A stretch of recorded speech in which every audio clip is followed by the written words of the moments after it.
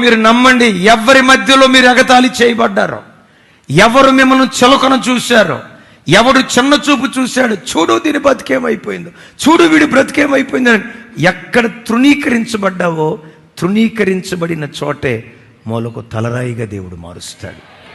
దుఃఖానికి ప్రతిగా సంతోషం ఇచ్చి ఆనంద తైలముతో ఒక్కొక్క కుటుంబాన్ని నా దేవుడు అభిషేకించును గాక. ఏ భర్తను గూర్చి ఏడ్చావో అదే భర్తను గూర్చి నాట్యమాడే దినాలు దేవుడు నీ బ్రతుకులో నీకు అనుగ్రహించును గాక.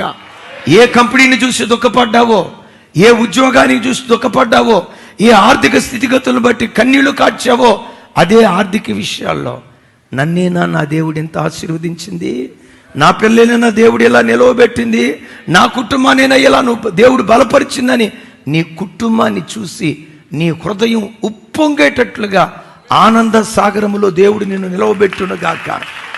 ఈ దేవుడు ఎవరయ్యంటే దుఃఖ సాగరాన్ని దాటించే దయగల దేవుడు. నా చేతులెత్తి దీవిస్తున్నాను, అట్టి దయగలిగిన దేవునిగా ఈ ఆరాధనకు వచ్చిన ప్రతి కుటుంబంలో నా దేవుడు ప్రత్యక్షమగునుగాక.